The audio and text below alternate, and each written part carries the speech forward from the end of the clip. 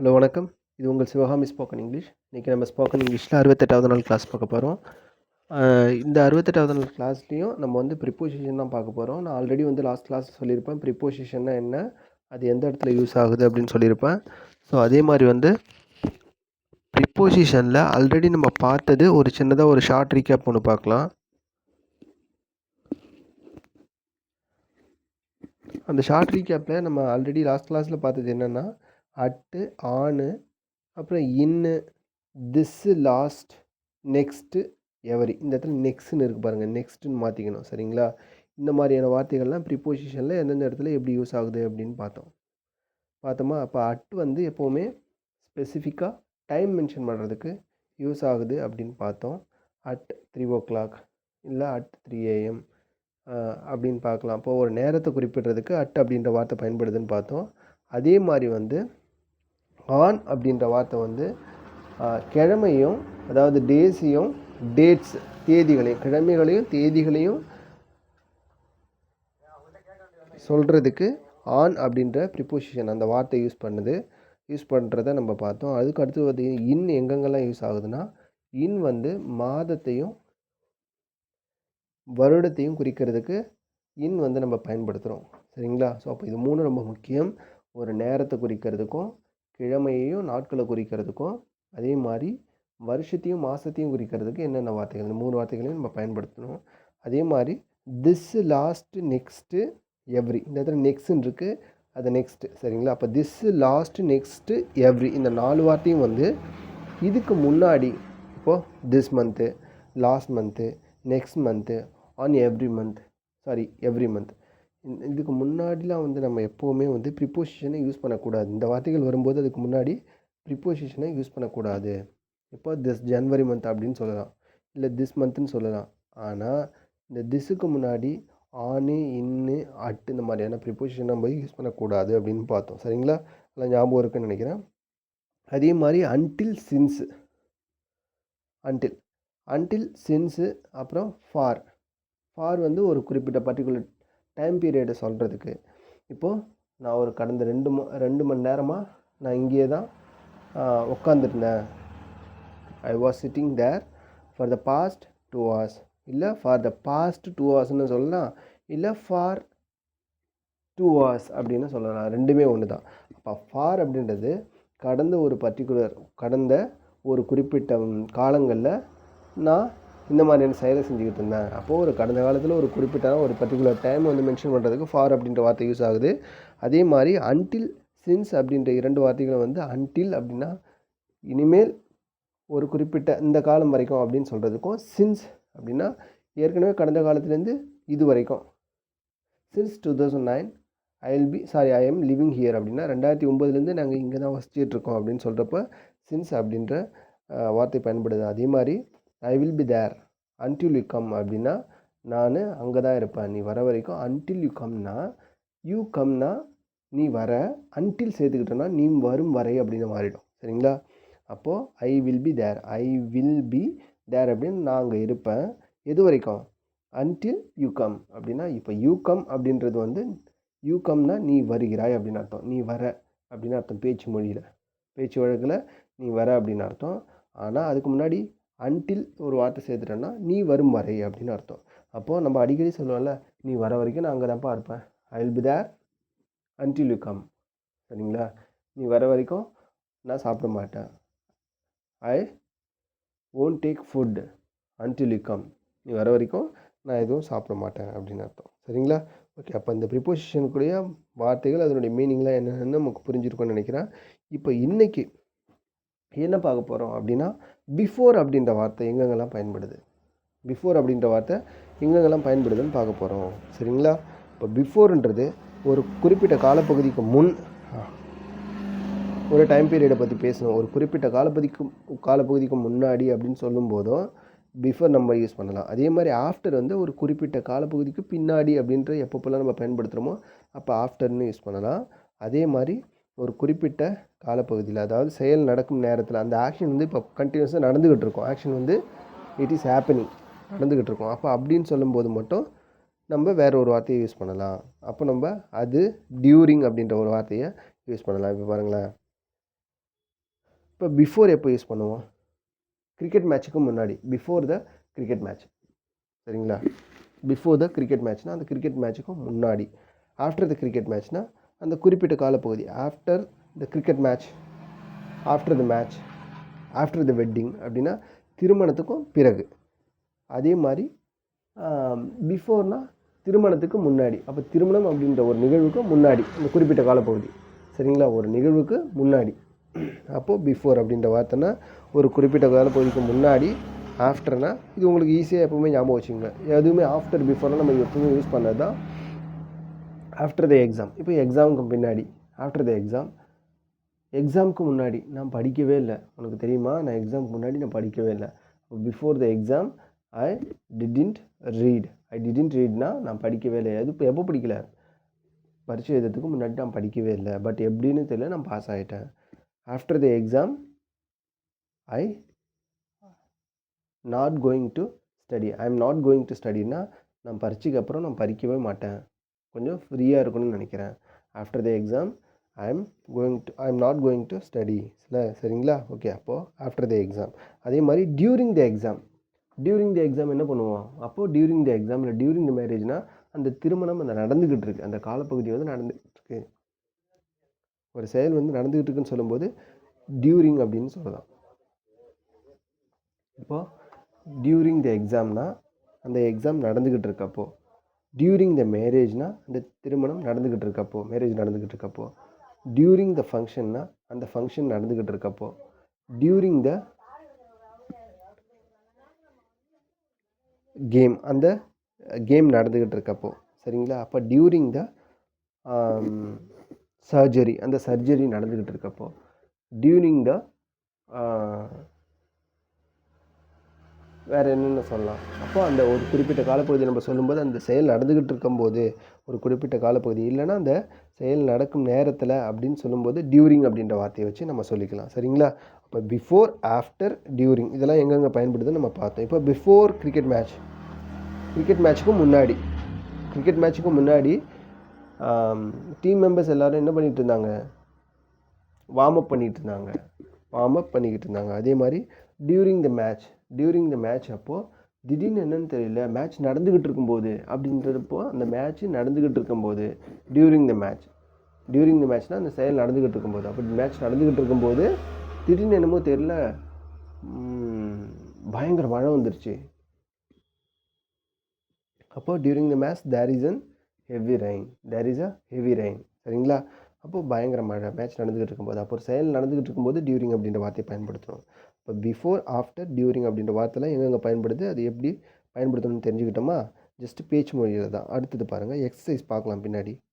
இதுக்கும் அடுத்தது இது ஆஃப்டர் த மேட்ச்னால் மேட்ச்சுக்கு நடந்ததுக்கப்புறம். ஆஃப்டர் த மேட்ச்னால் கிரிக்கெட் மேட்ச் நடந்ததுக்கப்புறம். ஆஃப்டர் த மேரேஜ்னால் எப்பா ஆஃப்டர் த மேரேஜ் நாங்கள் வந்து கொஞ்சம் தனியாக கொஞ்சம் பீஸ்ஃபுல்லாக இருக்கணும்னு நினைக்கிறோம் அப்படின்றவங்க சில பேர் சொல்லுவாங்க. ஆஃப்டர் த மேரேஜ் நான் எல்லாருமே எங்கள் வீட்டு கூட தான் இருப்பேன் அப்படின்னு சில பேர் சொல்லுவாங்க. சரிங்களா? அப்போது ஆஃப்டர், பிஃபோர், டியூரிங் அது மூணுமே ஒரு பர்டிகுலர் டைமுக்கு முன்னாடி, ஒரு குறிப்பிட்ட காலப்பகுதியும் பின்னாடி, அந்த குறிப்பிட்ட காலப்பகுதியிலே அப்படின்னு அர்த்தம். இப்போ டியூரிங், வைல் அப்படின்ற 2 வார்த்தை. அடுத்தது வந்து டியூரிங்னு ஒரு வார்த்தை இருக்குது, வைல் அப்படின்ற 2 வார்த்தையும் இருக்குது. இது நம்ம எப்போ யூஸ் பண்ணணும், எப்படி யூஸ் பண்ணணும்னு நீங்கள் தெரிஞ்சுக்கணும். டியூரிங் அப்படின்ற வார்த்தையை அந்த வார்த்தைக்கு அப்புறம் எப்போவுமே நவுன் வர வார்த்தை வந்து நவுனாக தான் இருக்கணும். சரிங்களா? டியூரிங், வைல் ரெண்டுமே ஒரே இதுதான். During the match, while I was walking, while அப்படின்னாலும் டியூரிங் அப்படின்னாலும் ரெண்டுமே என்ன சொல்லும்? அந்த செயல் நடந்துக்கிட்டு இருக்கும்போது அப்படின்னு தான் சொல்லும். இப்போ டியூரிங்க்கு பக்கத்தில் எப்போவுமே வர வார்த்தை என்னவாக இருக்கணும்? நவுனாக தான் இருக்கணும். அதாவது ஒரு பெயர்ச்சொல்லாக இருக்கணும். நவுன்னா என்ன? தமிழில் ஒரு பெயர்ச்சொல். இது வந்து ஒரு பொருளாக இருக்கலாம், ஒரு நபராக இருக்கலாம், ஒரு இடமாக இருக்கலாம், இல்லை அதான் it can be a person, place or thing. சரிங்களா? அதாவது செயலை குறிக்காத எல்லா வார்த்தையுமே வந்து நவுனாக தான் நம்ம எடுத்துக்க முடியும். எல்லா வார்த்தையும் இல்லை, உலகத்தில் இருக்கிற எல்லா பொருளுமே நவுன் தான் அப்படின்னு ஞாபகம் வச்சுங்க. சரிங்களா? அப்போது டியூரிங் த மேட்ச். இப்போ டியூரிங்க்கு அப்புறம் வந்து எப்போவுமே வந்து நவுன் தான் வரணும். சரிங்களா? அப்போ டியூரிங் த மூவி பாருங்கள், டியூரிங் அப்புறம் டியூரிங் த மூவி அப்புறம் டியூரிங் த எக்ஸாம் அப்படின்னு தான் சொல்லணும். கிராமட்டிக்கலாக during the movie, during the exam. அப்போ டியூரிங் பக்கத்தில் வர வார்த்தை நவுனாக தான் இருக்கணும். சரிங்களா? இப்போ டியூரிங் த மூவினா அந்த சினிமாவின் போது, அந்த சினிமா அந்த மூவி அப்போ அப்படின்னு அர்த்தம். மூவி இருக்கிறப்போ அப்படின்னு அர்த்தம். டியூரிங் தி எக்ஸாம்னா எக்ஸாம் அப்போது, எக்ஸாம் நடந்துக்கிட்டு இருக்கப்போ அப்படின்னு அர்த்தம். அடுத்தது இதே மாதிரி வயலும் அதுதான். வயல்னாலும் அந்த செயல் நடந்துக்கிட்டு இருக்கும்போது அப்படின்னு தான் சொல்லும். சரிங்களா? இப்போ வயல் அப்படின்றது வந்து அதுக்கு பக்கத்தில் வர வார்த்தை வெர்பு வந்து வரும். ஃபஸ்ட்டு டியூரிங் பக்கத்தில் எப்படி நவுன் வருதோ அதே மாதிரி வயல் அப்படின்ற வார்த்தைக்கு பக்கத்தில் வெர்பு அப்படின்ற வார்த்தை தான் வரும். வெர்பாக தான் இருக்கணும். அந்த வெர்பு வந்து வெர்புனா என்ன, ஒரு செயலை குறிக்கிற வார்த்தை. அப்போது ஒரு டியூரிங் வந்துச்சுன்னா அதுக்கு பக்கத்தில் ஒரு நவுன் தான் இருக்கணும். அதே மாதிரி ஒயில் அப்படின்ற வார்த்தை வந்துச்சுன்னா அதுக்கு பக்கத்தில் வெர்பாக தான் இருக்கணும் வரக்கூடிய வார்த்தை. இப்போ ஒயில் ஐ எம் பிளேயிங், இப்போ ஐ எம் பிளேயிங்னா நான் விளையாடுறேன். ஒயில் ஐ எம் பிளேயிங்னா நான் விளையாடுறப்போ, நான் விளையாடிக்கிட்டு இருக்கப்போ நம்ம சொல்லுவோம்ல, நான் விளையாடிக்கிட்டே இருந்தேனா அப்போ நான் விளையாடி கொண்டிருந்த பொழுது அப்படின்னு சொல்லிட்டு தமிழில் அழகாக சொல்லுவோம்ல. அப்போ இங்கே பாருங்களா, ஒயில் ஐ எம் பிளேயிங் அப்படின்னா ஐ எம் பிளேயிங்னா நான் விளையாடி கொண்டிருக்கிறேன். அது கூட ஒயில் சேர்த்துட்டோன்னா நான் விளையாடி கொண்டிருந்த பொழுது அப்படின்னு வந்துடும் மீனிங். சரிங்களா? பாருங்கள் அடுத்தது, actually we don't speak during the meal. அப்போ இந்த ரெண்டாவது சென்டென்ஸ் பாருங்கள். இப்போ எப்போவுமே ஒயில் வரும்போது அதுக்கு பக்கத்தில் வர வார்த்தை அது வந்து ஒரு சென்டென்ஸாக இருந்தாலுமே இல்லை தனி வார்த்தையாக இருந்தாலுமே அது வந்து வெர்பை குறிக்கிற மாதிரி தான் வரணும். இப்போ ஒயில் பக்கத்தில் பிளேயிங் வந்துருச்சா, ஒரு சென்டென்ஸ்லேயே பிளேயிங் வந்துருச்சா. அதே மாதிரி actually we don't speak during the meal. நாங்கள் சாப்பிட்றப்போ எப்போவுமே பேசுகிறதில்ல அப்படின்றப்போ actually we don't speak during the மீல்னா, இப்போ டியூரிங் பக்கத்தில் எப்போவுமே வந்து நவுன் தான் வரணும். இந்த மீல் அப்படின்றது வந்து நவுனா. இப்போ இந்த இடத்துல வந்து இந்த டியூரிங் த மீல் அப்படின்றது வந்து உணவுன்னு அர்த்தம். இந்த மீல் அப்படின்னா உணவுன்னு அர்த்தம், இல்லை மீல்னால் உணவுன்னு அர்த்தம். இந்த மீல்லாம் சொல்ல வேணாம், மீல். இப்போ டியூரிங் த மீல் அப்படின்னா உணவின் பொழுது, அதாவது சாப்பிடும்போது, சாப்பிடும்போது இல்லை உணவின் பொழுது நாங்கள் எப்போவுமே வி டோன்ட் ஸ்பீக். சரிங்களா? டியூரிங் த மீல் நாங்கள் எப்போவுமே பேசுகிறதில்ல, வி டோன்ட் ஸ்பீக். நாங்கள் எப்போவுமே சாப்பிட்றப்ப பேசுகிறதில்ல. தயவு செஞ்சு சாப்பிடும்போது பேசாதீங்க அப்படின்னு நிறைய வீட்டில் சொல்லுவாங்கள்ல. சாப்பிடும்போது பேசக்கூடாது, சாப்பிட்றத மட்டும் தான் கவனிக்கணும் அப்படின்னு சொல்லுவாங்கள்ல. ஸோ அப்படி சொல்கிறச்ச நம்ம வந்து during the meal actually we don't speak அப்படி சொல்லணும். சரிங்களா? அப்போது டியூரிங் பக்கத்தில் வரக்கூடிய வார்த்தை நவுனாக இருக்கணும். அதே மாதிரி வயல் அப்படின்ற வார்த்தைக்கு பக்கத்தில் வரக்கூடிய வார்த்தை வெர்பாக இருக்கணும், ஒரு செயலை குறிக்கிற வார்த்தையாக வரணும். இப்போது உங்களுக்கு புரியுதா? இது ரொம்ப ரொம்ப முக்கியம், இதை கவனிச்சிங்க. சரிங்களா? இப்போ இங்கே பாருங்களேன், actually we don't speak while we are eating. Actually we don't speak while we are eating. அதுதான் சொன்னேன்ல. இப்போது இதே இந்த வைல் வருதுன்னு வச்சுங்களேன், இதெல்லாம் வந்து காம்ப்ளெக்ஸ் சென்டென்ஸ், கலவை வாக்கியம் தமிழில் ஒன்று படிப்பீங்க. தமிழில் வந்து வாக்கியத்தினுடைய வகைகள் 3ஆக வரும். தனி வாக்கியம், தொடர் வாக்கியம், கலவை வாக்கியம் இல்லை கூட்டு வாக்கியம் அப்படின்னு சொல்லுவாங்க. அப்போது இங்கிலீஷில் தனி வாக்கியம்னா சிம்பிள் சென்டென்ஸ், தொடர் வாக்கியம்னா காம்பவுண்ட் சென்டென்ஸ், அதே மாதிரி கூட்டு வாக்கியம் இல்லை கலவை வாக்கியம்னா காம்ப்ளெக்ஸ் சென்டென்ஸ். தமிழில் பார்த்தீங்கன்னா தனி வாக்கியம், தொடர் வாக்கியம், கலவை வாக்கியம். அதே வந்து இங்கிலீஷில் தனி வாக்கியம்னா சிம்பிள் சென்டென்ஸ், தொடர் வாக்கியம்னா காம்பவுண்ட் சென்டென்ஸ், கலவை வாக்கியம்னா காம்ப்ளெக்ஸ் சென்டென்ஸ். இந்த ஒயில்னால் இங்கே பாருங்கள், ஒரு சென்டென்ஸே ஒரு சொற்றொடரே ரெண்டாக பிரிது பாருங்கள். ஆக்சுவலி வி டோன்ட் ஸ்பீக் ஒரு காமா, அதுக்கப்புறம் ஒயில் வி ஆர் ஈட்டிங் நாங்கள் சாப்பிடும்பொழுது. இந்த காம்ப்ளெக்ஸ் சென்டென்ஸில் ஒரு பாட்டு எடுத்துட்டோன்னா இன்னொரு பாட்டு வந்து மீனிங்கே தராது, வெறும் மொட்டையாக நிற்கும். நான் சாப்பிடும்போது, நான் விளையாடும்போது, இப்போ பாருங்கள், while we are eating, while we are speaking, while we are வாட்சிங் அப்படின்லாம் சொல்கிறப்போ அப்போ அந்த ஒயிலுக்கு அடுத்தது வெர்பு தான் ஒன்றா. அப்போ எப்படி வந்துடும்? ஒயில் வி ஆர் ஈட்டிங் நாங்கள் சாப்பிட்றப்போ, நாங்கள் விளையாடுறப்போ, நாங்கள் படிக்கிறப்போ, நாங்கள் எழுதுகிறப்போ, இப்படி வெறுமனையே சொன்னால் வருதா? அப்போ காம்ப்ளெக்ஸ் சென்டென்ஸில் ஒரு பாட்டு 2 பாட்டு இருக்கும். அந்த ஒரு பாட்டு மட்டும் வச்சு நம்ம ஒரு சென்டென்ஸ் மேக் பண்ண முடியாது, மீனிங்கும் வராது. சரிங்களா? ஸோ அப்படின்றச்ச நம்ம வந்து actually we don't speak while we are eating அப்படின்னு சொல்கிறப்ப 2 பாட்டையும் சேர்த்து சொல்லும்போது தான் முழுமையான மீனிங் வரும். இப்போது நீங்கள் கூட அடிக்கடி சொல்லி பாருங்களேன் வீட்டில், நான் சாப்பிட்றப்போ, பாட்டி நான் சாப்பிட்றப்போ, நான் விளையாடுறப்போ, நான் எழுதுகிறப்போ. உடனே பாட்டி என்ன சொல்லுவாங்க, நிறுத்து, சாப்பிட்றப்போ, விளையாடுறப்போ, எழுதுகிறப்போ, என்ன சாப்பிட்றப்போ, என்ன எழுதுகிறப்போ, என்னடா நடந்துச்சு விளையாடுறப்போ, இனிமேல் எதுவுமே சொல்லாமல் நீ போய்ட்டு சாப்பிட்றப்போ, எழுதுகிறப்போ, விளையாடுறப்போன்னு என்ன நடந்துச்சுன்னு சொல்லு அப்படின்னு சொல்லுவாங்கள்ல. தெரியுமா என்ன நினச்சி சொல்லிட்டா? நாங்கள் சாப்பிட்றப்போ எப்போவுமே எங்கள் வீட்டில் நாங்கள் பேசுகிறதில்ல. Actually we don't speak while we are eating. நாங்கள் சாப்பிட்றப்போ நாங்கள் பேசவே மாட்டோம். அதை தான் சொல்ல வந்தேன். அப்போது வைல் வி ஆர் ஈட்டிங், அப்போ வைல் பக்கத்தில் வெர்பு தான் வரும். வைல் பக்கத்தில் ஈட்டிங் அப்படின்ற வெர்பு வந்துருச்சா, இதே டியூரிங்னா அதுக்கு பக்கத்தில் நவுன் வரணும். சரிங்களா? அப்போது வைல் வி ஆர் ஈட்டிங் அப்படின்னா நாங்கள் சாப்பிட்றப்போ. இப்போ வி ஆர் ஈட்டிங்னா நாங்கள் சாப்பிட்றோம். இது வந்து கண்டினியூஸ் சென்ஸு. ஐஎன்ஜி சேர்ந்து வந்தாலே ஒரு செயல் இப்போ நடக்குதுன்னு அர்த்தம். ஆர் வந்திருக்கு. சரிங்களா? ஆமி ஈஸ் ஆர் வந்தாலே ஒரு செயல் இப்போ ப்ரெசென்ட்டில் இருக்குன்னு அர்த்தம். அதே மாதிரி அது பக்கத்தில் வெர்பு வந்துச்சுன்னா அந்த செயல் நடந்துக்கிட்டு இருக்குன்னு அர்த்தம். சரிங்களா? இப்போ வி ஆர் ஈட்டிங்னா நாங்கள் சாப்பிட்றோம். அதுக்கு முன்னாடி ஒரு ஒயில் அப்படின்ற ஒரு வார்த்தையை போட்டாச்சு. இது ப்ரிப்போசிஷனாக யூஸ் ஆகுது. அது வந்து ஒரு ப்ரிப்போசிஷனாக யூஸ் ஆகும்போது அப்போ ஒயில் வி ஆர் ஈட்டிங்னா நாங்கள் சாப்பிடும்போது, நாங்கள் சாப்பிட்றப்போ. இதே ஒயில் வி ஆர் ஈட்டிங்னா நாங்கள் சாப்பிட்றோம். ஒயில் வி ஆர் ஈட்டிங்னா நாங்கள் சாப்பிட்றப்போ. வி ஆர் பிளேயிங்னா நாங்கள் விளையாடுறோம். ஒயில் வி ஆர் பிளேயிங்னா நாங்கள் விளையாடுறப்போ. வி ஆர் வாட்சிங் அப்படின்னா வி ஆர் வாட்சிங் கிரிக்கெட் அப்படின்னா நாங்கள் கிரிக்கெட் பார்க்குறோம். ஒயில் வி ஆர் வாட்சிங் கிரிக்கெட் நாங்கள் கிரிக்கெட் பார்க்குறப்போ அப்படின்னு அர்த்தம். சரிங்களா? உங்களுக்கு புரிஞ்சிச்சுன்னு நினைக்கிறேன். அப்போ இதுக்கு பேர் வந்து காம்ப்ளெக்ஸ் சென்டென்ஸ், கலவை வாக்கியம். இங்கிலீஷில் தமிழில் கலவை வாக்கியம், இங்கிலீஷில் வந்து complex sentence. There are 3 types of sentence in English grammar. First one is simple and one is compound and another one is complex sentence. ஓகேங்களா? புரியுதா? ஓகே, இது ரொம்ப ரொம்ப முக்கியம்.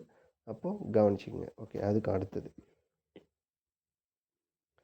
ஸோ அப்போ டியூரிங், வைல், ஃபார் இது மூணுத்துக்கும் உங்களுக்கு வித்தியாசம் தெரிஞ்சிருக்கணும். டியூரிங், வைல், ஃபார் இது மூணுத்துக்கும். ஃபஸ்ட்டு ஃபார் அப்படின்றது வந்து ஏற்கனவே பார்த்தது தான், ஒரு சின்னதாக ஒரு ரிவைஸ் பண்ணிக்கலாம். ஃபார் அப்படின்றது வந்து ஒரு குறிப்பிட்ட காலப்பகுதியை சொல்லும். நான் இப்போ இந்த 2 கிளாஸாக எடுத்துகிட்டு வர்றது எல்லாமே உங்களுக்கு வந்து ரொம்ப முக்கியங்க. இதில் கவனிச்சிட்டே வரணும் நீங்கள். இப்போ ஃபார் அப்படின்றது அது கூட பீரியட் ஆஃப் டைம் சேர்ந்து வரும். ஃபாருக்கு பக்கத்தில் ஒரு குறிப்பிட்ட காலப்பகுதி சேர்ந்து சொல்லணும். சரிங்களா? 3 days, ஃபார் 3 days. இங்கே பாருங்கள் 3 டேஸ்ன்னு இருக்குது. அது அப்படியே ஃபாரில் வச்சு சொன்னோன்னா ஃபார் த பாஸ்ட் 3 days, கடந்த 3 நாட்களாக. 2 hours, அதை எப்படி சொல்லணும் ஃபார் வச்சு? For the past 2 hours. இல்லைனா இப்போ இயர், ஒரு வருடம். அப்போ ஃபார் வச்சு சொன்னோன்னா for a year, for the past a year, for the past an year அப்படின்னு சொல்லும்போது ஃபாஸ்ட் அன் இயர் வரணும். அப்போ சொல்லும்போது கடந்த 1 வருஷமா, கடந்த 2 மணி நேரமா, கடந்த 3 நாளா அப்படின்னு சொல்கிறப்போ ஃபாரை வந்து நம்ம யூஸ் பண்ணிக்கலாம். சரிங்களா? ஸோ அப்போ இதெல்லாம் ரொம்ப முக்கியம். அதே மாதிரி பிஃபோர், ஆஃப்டர் அது பக்கத்தில் வெர்போட ஐஎன்ஜி சேர்ந்து தான் வரணும். பிஃபோர் மற்றும் ஆஃப்டருக்கு பக்கத்தில் என்ன சேர்ந்து வரணும்? வெர்போட ஐஎன்ஜி சேர்ந்து வர முடிய வார்த்தைகள் தான் அதிகமாக வரும். சரிங்களா? அப்போ பிஃபோர் கோயிங் டு பெட், இது வந்து பிஃபோர், ஆஃப்டர் வந்து before the marriage, after the marriage அப்படின்னு சொல்லலாம். பட் மேக்ஸிமம் வந்து பிஃபோருக்கு அடுத்தது வந்து அந்த வெர்பு கூட சேர்ந்து வர வார்த்தைகள் வரும். பிஃபோர் கோயிங் டு பெட் அப்படின்னு சொல்லுவாங்க, இல்லை ஆஃப்டர் கோயிங் டு பெட். அதுக்கு அடுத்தது வந்து அதே மாதிரி இது எப்படி சொல்லக்கூடாதுன்னா பிஃபோர் டு கோ அப்படின்னு சொல்லக்கூடாது. பிஃபோர் கோயிங் தான் சொல்லணுமே தவிர பிஃபோர் டு கோ அப்படின்னு சொல்லக்கூடாது. அதே மாதிரி ஆஃப்டர் டு கோ அப்படின்னு சொல்லக்கூடாது. ஆஃப்டர் கோயிங் அப்படின்னு தான் சொல்லணும். சரிங்களா? அதுக்கு அடுத்தது பிஃபோர் டூயிங் யோகாஸ். நான் வந்து யோகா செய்கிறதுக்கு முன்னாடி எம்டி ஸ்டொமக்காக ஒரு காலையில் எழுந்திரிச்சு கொல்லைக்கெலாம் அவுட் சைட் போயிட்டு வந்து அதுக்கப்புறம் நான் ஒரு 1/2 hour ஒரு வாக் போயிட்டு வந்து, இல்லை ஒரு 1 hour சைக்கிளிங் போயிட்டு வந்து தான் நான் அப்புறம் யோகா செய்ய ஆரம்பிப்பேன். அப்போ பிஃபோர் டூயிங் யோகாஸ், நான் யோகா செய்கிறதுக்கு முன்னாடி. சரிங்களா? ஆஃப்டர் வாட்சிங் கிரிக்கெட், வாட்சிங் நியூஸ், நான் நியூஸ் பார்த்ததுக்கு பிறகு நான் ஆஃபீஸ் கிளம்பிடுவேன். சரிங்களா? அப்போது பிஃபோர், ஆஃப்டர் இந்த 2 வார்த்தைக்கு முன்னாடி வெர்போட ஐஎன்ஜி சேர்ந்து வர வார்த்தை தான் வரணும். அந்த இடத்துல வந்து பிஃபோர் டு கோ அதை இன்ஃபினிட்டிவ் 2 + வெர்பு அந்த மாதிரி ஃபார்மேட் வரக்கூடாது அப்படின்றது தான் நான் உங்களுக்கு இங்கே சொல்ல வருது. ஸோ இப்போ நம்ம பார்த்தது எல்லாமே ரொம்ப முக்கியமானதுங்க. இந்த 3 டைப் ஆஃப் இப்போ பார்த்தது எல்லாமே ரொம்ப ரொம்ப ரொம்ப முக்கியமானது. நீங்கள் வந்து இதில் நல்லா ஞாபகம் வச்சுங்க. நம்ம வந்து சம்மர் கிளாஸ் வந்து சீக்கிரம் ஸ்டார்ட் பண்ண போகிறோம். பட் இதுக்கான டைம் எப்படி கொண்டு போகிறதுன்னு தெரியல. ஏன்னா எனக்கு கொஞ்சம் டிலே ஆகிட்டே போயிட்டுருக்கு, மற்ற வேலைகள் இருக்கிறதுனால. நெக்ஸ்ட் மந்த்து, ஏதாவது மே மந்த்துக்குள்ளே நம்ம ஸ்டார்ட் பண்ணிடலாம். ஒரு 30 days சம்மர் கிளாஸ் ஸ்கூல் பசங்களுக்கு மட்டும் ஸ்டார்ட் பண்ணிக்கலாம். சரியா? Okay, thank you. We will meet tomorrow. Bye, take care.